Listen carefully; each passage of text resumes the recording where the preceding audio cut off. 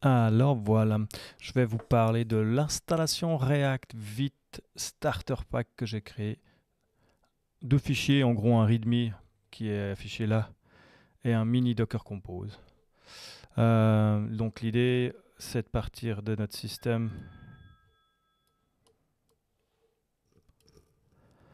Je vais venir ici, créer un nouveau projet.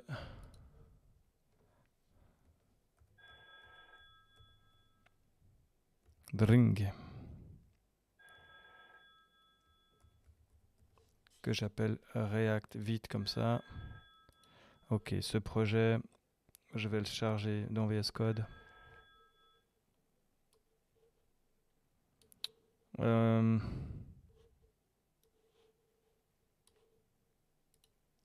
Donc là, je suis dans VS Code. Hop, je vais charger mon projet. On voit qu'il est tout vide ici. Si je reviens là, hop, je vais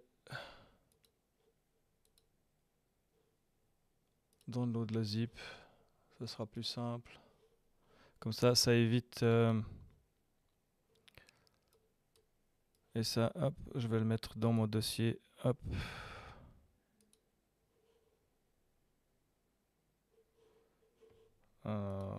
Il l'a pas pris comme je voulais, bien sûr.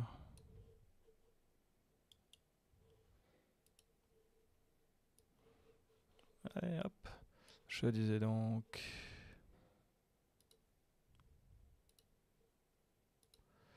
Ok, je vais y arriver. Hop.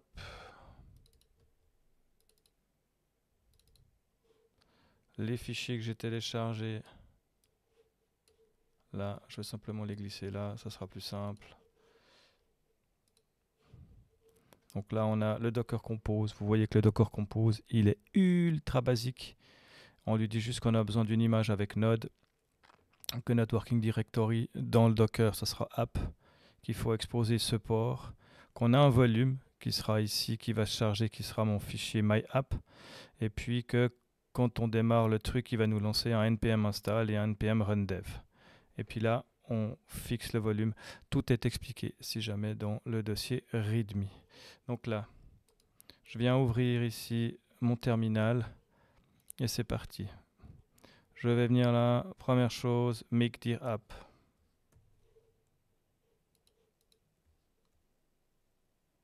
Hop là.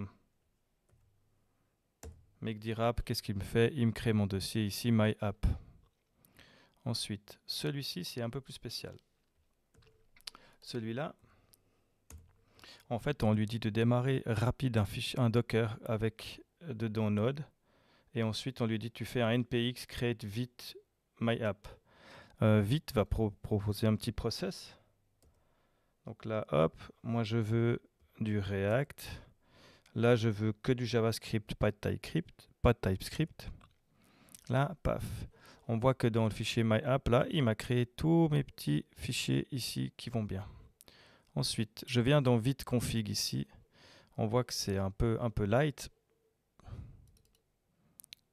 Et puis le readme, lui, il dit qu'il faut que je prenne tout ça et que je vienne le copier à la place de ça. En gros, on lui dit de surveiller notre serveur aux modifications, que le host c'est ça et que le port c'est ça. Ça, il en a besoin pour fonctionner correctement. Donc ça, j'en ai plus besoin. Ensuite, qu'est-ce qu'il me dit le readme? Oh, mais on arrive.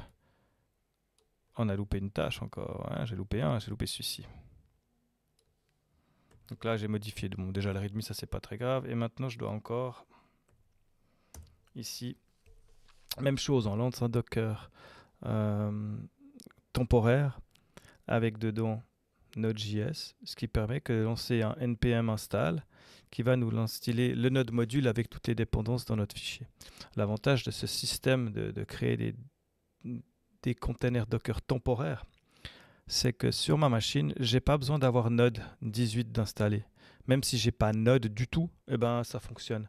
Ce qui marcherait pas le cas échéant, car sur certaines machines, ben, on n'a pas Node, on peut pas l'installer, ou on a une version qui est plus ancienne, on n'a pas la gestion de la version de Node. Il existe des plugins pour Node qui permettent de faire ça, qui s'appellent Node Version Module, que vous pouvez installer si vous avez Node, que vous devez jongler entre les versions de Node. Dans notre cas, moi je préfère le faire comme ça, c'est une ligne de commande, ça copie. Donc là, il est en train de réfléchir, de nous faire le npm install. Ça prend un petit peu de temps, mais on voit que notre fichier Node Module, il commence à être bien là et à grandir. Donc tout ça, ça se passe correctement.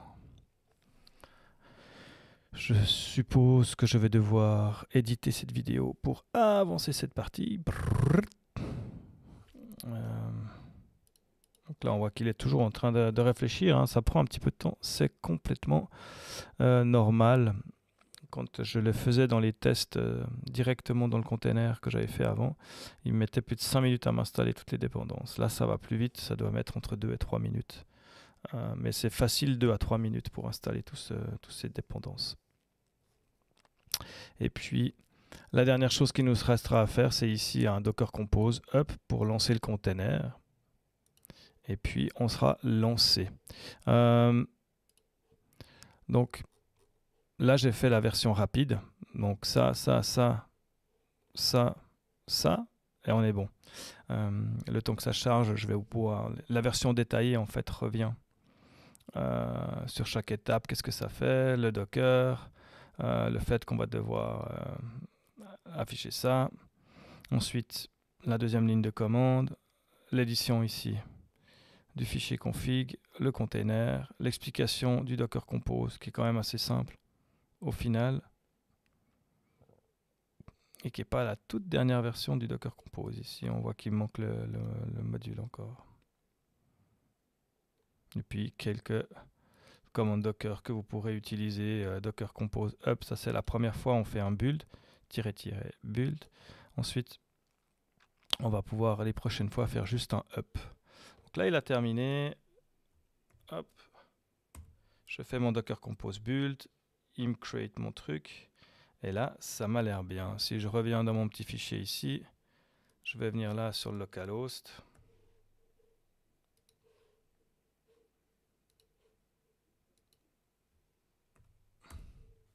Normalement, on va voir, ça marche vite plus React. On est là. Si je viens ici dans mon application et que je viens modifier app.js6 et que je viens voir que là, le titre, je vais lui rajouter des petits plus. Plus.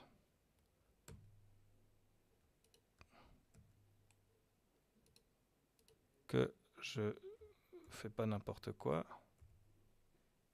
Donc je disais des petits plus ici et que je sauve. Je vais y arriver. Je vais vous faire la même chose, des modifications en live. Si je reprends l'écran du haut ici, je vais enlever tous les petits plus, je vais garder que le S majuscule. Je sauve. Tac, ça se met à jour. Ça fonctionne, on est prêt à travailler.